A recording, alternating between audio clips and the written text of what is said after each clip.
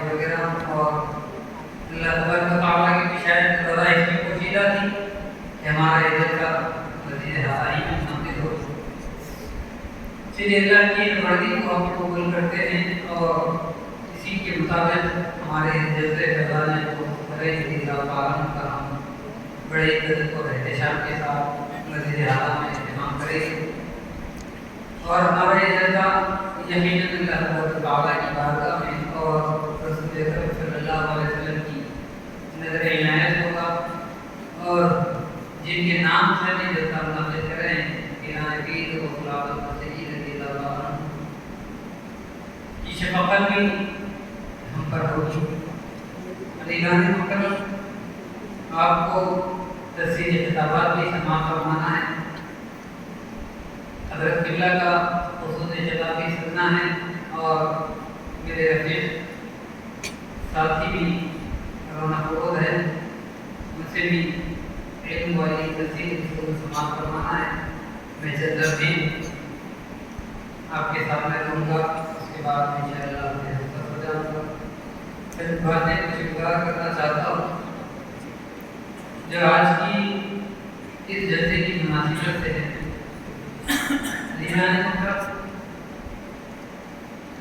اللہ تبارک و تعالیٰ نے اپنے کلام حکیم میں جہاں اپنی ربوبیت کا اظہار فرمایا ہے, اپنے رب ہونے کا اظہار کیا ہے, وہیں اپنے محبوب کا بھی تذکرہ کیا ہے اور اپنے محبوب ہی کا تذکرہ نہیں کیا بلکہ اس محبوب سے محبت رکھنے والوں کا بھی تذکرہ فرمایا.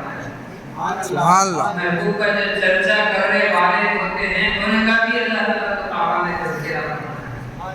آج میں نے قرآن پاک کی مشہور معروف آیت مبارکہ کا چھوٹا سا ٹکڑا آپ کے سامنے اپنے خطبہ مسنونہ میں پڑھنے کا شرف حاصل کیا ہے.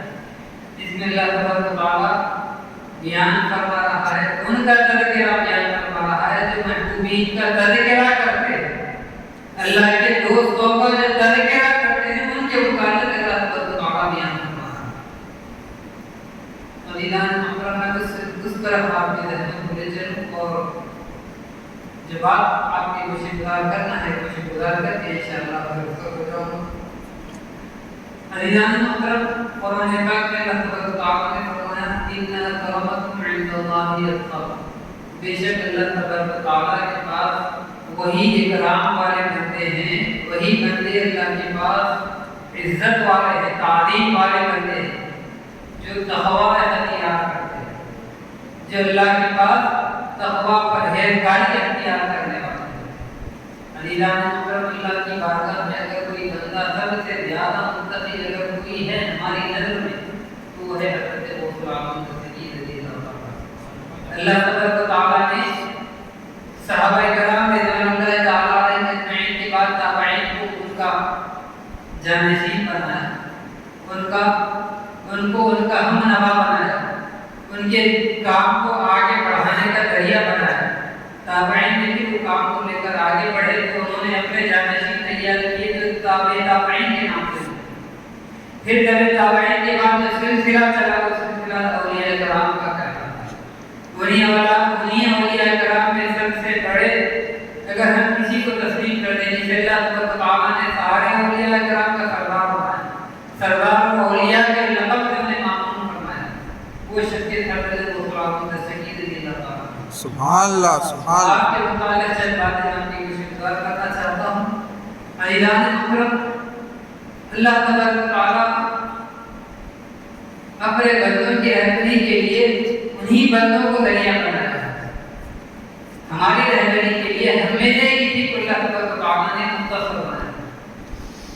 اگر اللہ تبارک و تعالیٰ چاہتا تو فرشتوں کو بھی مخاطب کر سکتا, مگر وہ بات نہیں ہوتی جو ہم جیسا ہو کر ہمیں پیدا کرتا ہے, وہ فرشتے نہیں کر سکتے. ہماری جو فطرت سے ہم ایک دوسرے سے واقف ہو سکتے ہیں, فرشتے اس سے واقف نہیں ہو سکتے. فرشتے یا کوئی اور لوگ واقف نہیں ہو سکتے. اسی لیے اللہ تبارک و تعالیٰ نے انسان کی رہبری کے لیے انسانوں ہی میں سے انسانوں کو مختص کرتا گیا, انسانوں ہی میں سے انسانوں کو مختص کرتا گیا اور ان کی تعلیم و تقریب بار بار مناتا چلا گیا. اور جو ان سے جڑتے رہے وہ کامیاب ہوتے رہے. چنانچہ علی جان محترم آئیے اگر ہم ابتدا پر ہماری نظر چلی جائے تو سب سے پہلے اللہ تعالیٰ نے سیدنا آدم علیہ السلام کو پیدا فرمایا. آدم علیہ السلام سے لے کر حضرت سیدنا عیسیٰ علیہ السلام تک انبیاء کرام کو مبعوث فرمایا. اور کے بعد آخری نبی کہہ کر اللہ تعالیٰ نے آپ کو ہمارے نبی مکرم صلی اللہ علیہ وسلم کو دنیا میں روضہ مقرر فرمایا. یہ ساری چیزیں یہ بتاتی ہیں، یہ ظاہر کرتی ہیں کہ سارے جتنے انبیاء کرام دنیا میں مبعوث ہوئے سب کے سب انسانی رہے، کوئی فرشتہ نہیں. سب کے سب انسانی رہے، لیکن اللہ تعالیٰ نے وہ انسانوں کو دوسرے انسانوں سے اعلیٰ درجے کا انسان بنا کر پیش کروایا. انسانوں ہی میں رہے لیکن انسانوں میں اعلیٰ مقام پر انہیں فائز کروایا. علیہ محترم کو قرآن پاک میں اللہ تعالیٰ نے یہی رسول بھی مطالعہ فرمایا.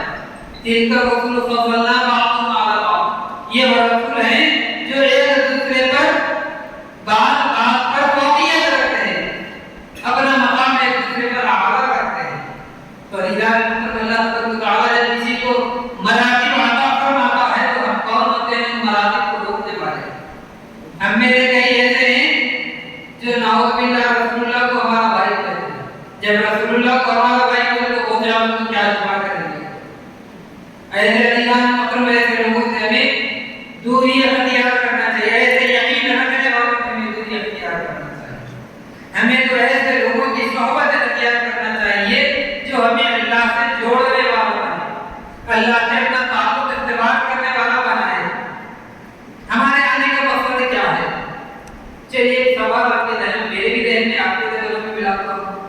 اللہ تعالیٰ نے انسان کو پیدا کیا تو کیوں پیدا کیا ہے؟ کیا وجہ ہے دنیا میں آگے ہے ہمارے آنے کی؟ کیا دنیا میں آگے آگے شاید بیٹی بنانا، پھر مر جانا، پھر چلے جانا، اسی وجہ سے ہے کیا؟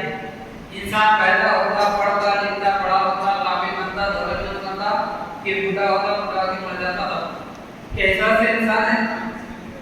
اس بات سے انسان نہیں ہے. قرآن میں اللہ تعالیٰ نے فرمایا وما خلقت الجن والانس الا ليعبدون، میں نے انسانوں اور جنوں کو اس لیے ہی نہیں پیدا کیا وہ آئے پیدا ہو اور مر جائے، اس لیے نہیں بنایا. میں نے انہیں پیدا کیا تو اس لیے پیدا کیا کہ اللہ لیعبدون پہلے عبادت کرنے والے بن جاؤ، اللہ کی فرما برداری کرنے والے بن جاؤ. جب تم اللہ کی فرما برداری کرنے والے بنو گے تو پھر جب تمہارا مقام بڑھے گا، عبادت خداوندی کرتے کرتے جب تم اپنے اندر مقام کو بڑھاتے جاؤ گے تو پھر تمہارے اندر جہاں فرمایا عبادت کے لیے ہم نے تمہیں پیدا فرمایا، ان عبادت کے ساتھ ساتھ تم اللہ کی پہچان کرنے والے بن جاؤ. اللہ یعلم کے زمرے میں تم شامل ہونے والے بن جاؤ. اللہ یعلم کیا ہے؟ عارف کا مطلب کیا ہے؟ عارف کس کو بولتے؟ عرفان کس کو بولتے؟ علیدان مطلب عرفان اور عارف کس کو بولتے؟ یہی جذبے کے ذریعے آپ کو معلوم ہوگا. اللہ یعلم سے کیا مطلب ہے آپ کو معلوم ہوگا، یہی جذبوں میں شرکت کرنے کی وجہ سے. علیدان مطلب اللہ یعلم کا معنی یہ ہے کہ بندہ رب کی پہچان کرے. اس واسطے اللہ نے انسان کو پیدا کیا. اللہ کو پہچانے اللہ ہے کیسا کہاں ہے، اس سے ہمارا کیا تعلق جڑا ہوا ہے، انسان کا رب سے کیسے تعلق جڑا ہے اس سے واقف ہو جائے. چنانچہ علیدان مطلب آدم علیہ السلام سے لے کر رسول اکرم صلی اللہ علیہ وسلم تک ہر نبی نے یہی کام کیا، بندوں کو رب سے جوڑنے کا کام کیا. اور رسول اللہ کے بعد آج تک جتنے بھی اولیاء کرام پیدا ہوئے ہیں سبوں کا مشن یہی رہا کہ بندوں کو رب سے جوڑا جائے، رب سے جوڑا جائے. اس لیے انہیں اللہ تعالیٰ اپنا ولی بنانا ہے، اپنا دوست بنانا ہے. جب کسی بندے کو اللہ اپنا دوست ولی بنا دیتا ہے تو کیوں بناتا ہے؟ اس واسطے بناتا ہے کہ یہ دوست اور اپنے دوستوں کو میرے قریب لے کے میرا دوست بنائے، یہ دوست میرے دوستوں کی تعداد میں اضافہ کرتا چلا جائے. اس لیے میں چاہتا ہوں کہ ایک میرا دوست اپنے ساتھ ہزاروں دوستوں کو لے کر آئے. دیدان مطلب ایک ولی اکیلا ولی اپنی بخشش کی فکر نہیں کرتا. ہمارا رسول ایک رسول اپنی بخشش کی فکر نہیں کیا، ہمارے رسول نے اپنی بخشش کی فکر کبھی نہیں کی. ہمارے رسول نے تو یہ فکر کی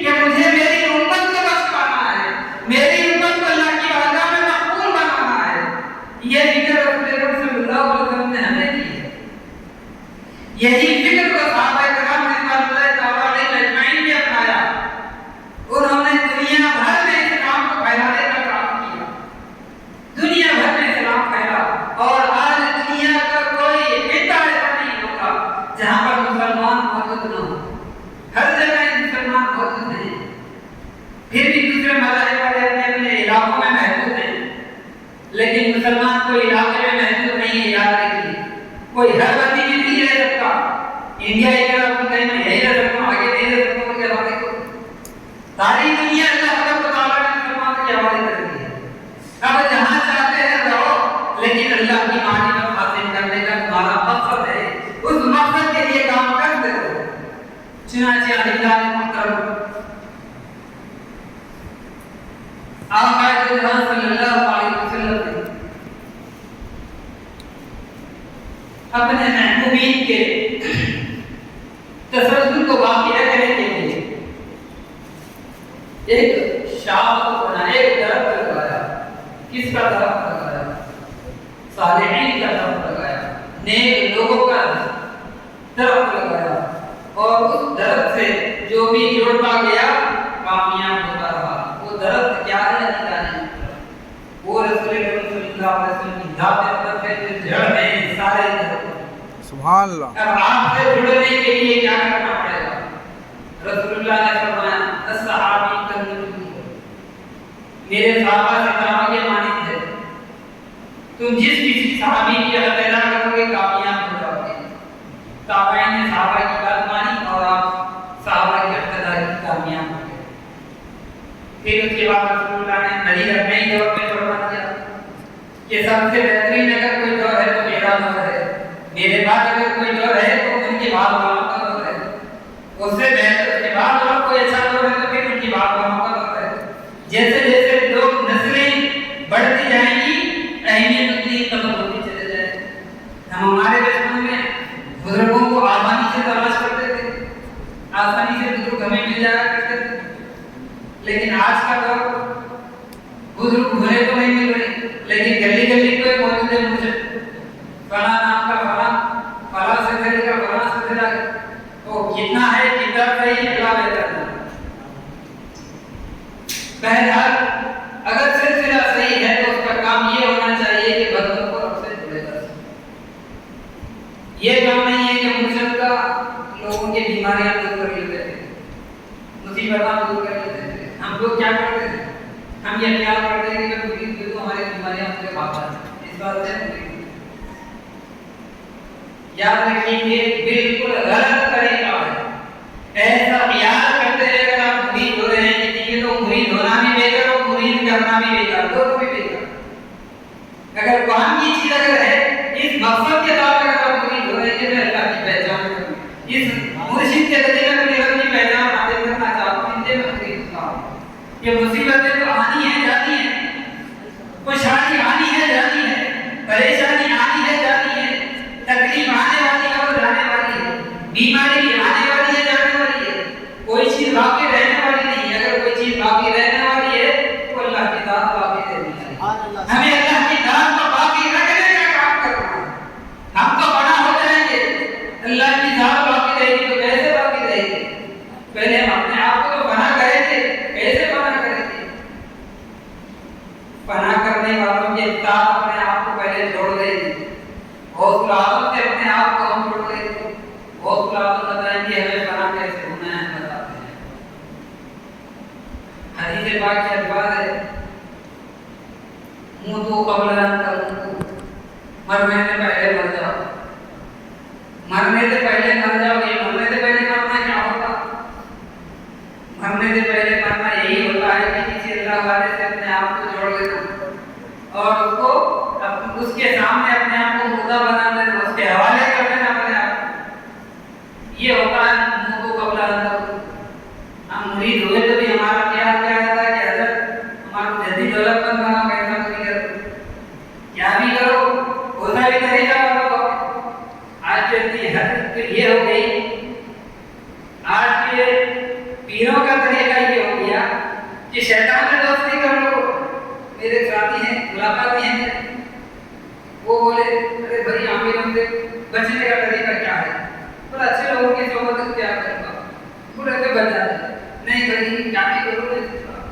एक आदमी था कारोबारी था, करोड़पति बिजनेसमैन था, इतनी बड़ी दुकान थी मदीना में कपड़े की, एक दिन में फकीर हो गया, पूरा दूसरा हो गया, घर पे आ गया। अब क्या करना, अब किसी मुर्शिद को पकड़ना है जो दलील वाला तुम बनाए, कोई ऐसे ऐसे के पास है, कौन है वो सिफी आप है, उससे दोस्ती कर लो। सिफिया में कुछ ना करो, सिफिया में क्या रहने का इजाज़त क्या तो मैं जाने को पहले क्या तो दुनिया में दौलत को बना देता, बोला कैसा बनाता, बोला उसके मुरीद हो गए तो बनाता, उन्हें मुरीद करके क्या करता, अपना पैसे वसूल करता, पैसे वसूल करके क्या करता, बोला भाई ऐसा कैसा करता।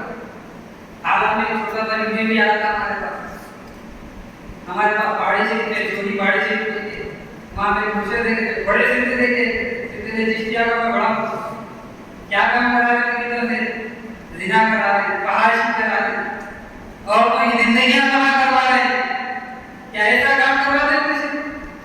ऐसे लोगों से भी दूर रहना चाहिए।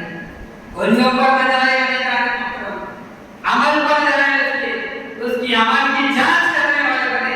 अगर हम किसी के मुरीद होते हैं तो अपने मुरीद अपने मुर्शिद की जांच करें कि हमारा मुर्शिद कमाल वाला है कि नहीं, हमारा पीर ऐसा है कि नहीं जो बहुत आलम से नहीं मिला सकते, हमारा पीर ऐसा है कि नहीं बहुत आलम के सामने जब हमारा ताल्लुक रसूलुल्लाह से सवाल कर सकता है क्या नहीं, ये जान कर हम उसके मुरीद होने वाले रहते हैं।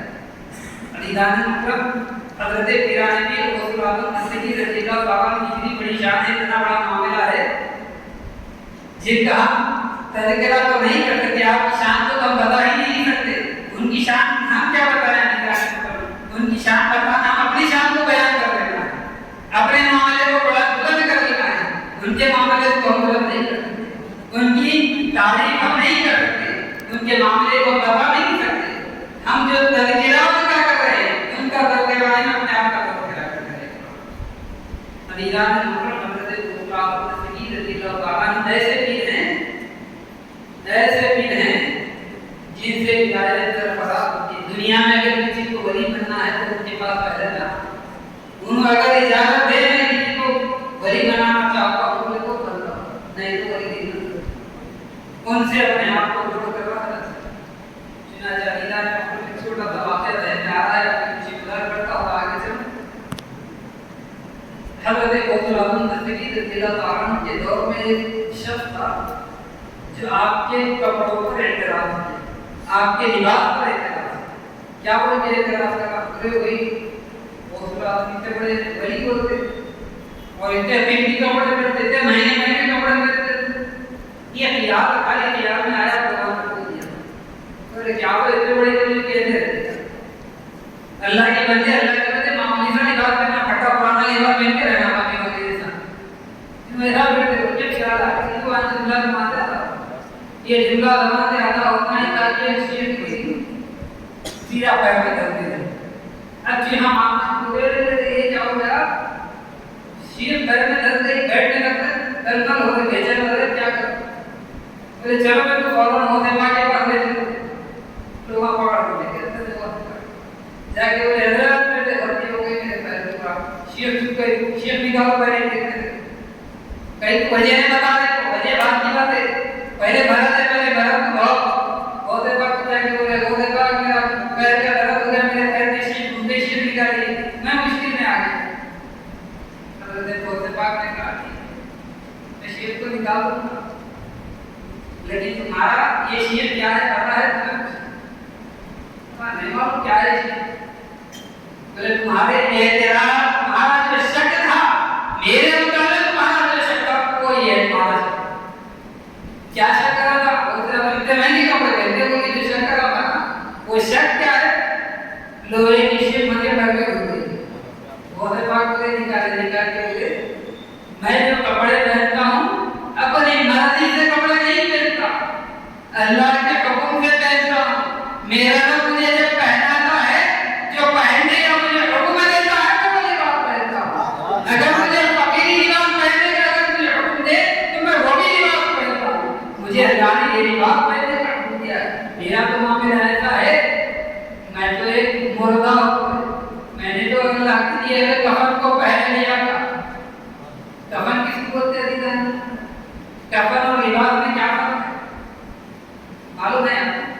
और लिबास दोनों भी कपड़े से, कफन भी कपड़ा, हम पहले तो कपड़े भी कपड़े, फर्क क्या है दोनों में? कपड़े को तो हम अपने हाथों से देते, लेकिन कफन मुर्दे को दूसरे बिना चपाती देते। तो ये बोले जब कोई बंदा अल्लाह के हवाले हो जाता, अल्लाह का मुरीद होने कोई बन जाता, तो अपने आप को मुर्दा बना देना पड़ता है। मुदु कबला तमुदु के दुबरे में अपने आप को डाल देना पड़ता है। जब वो इस दुबरे में आ जाता है तो फिर कामयाब होता है। और पाक रज़ी अल्लाह तआला अन्हु कहते हैं कि मेरा तो मामला ये है, मैं मुर्दा हूँ, मैं नहीं जो कहा अल्लाह ने मुझे जो पहना है मैं पहनता रहता हूँ, मैं अपनी मर्जी में नहीं रहता हूँ। तूने मुझे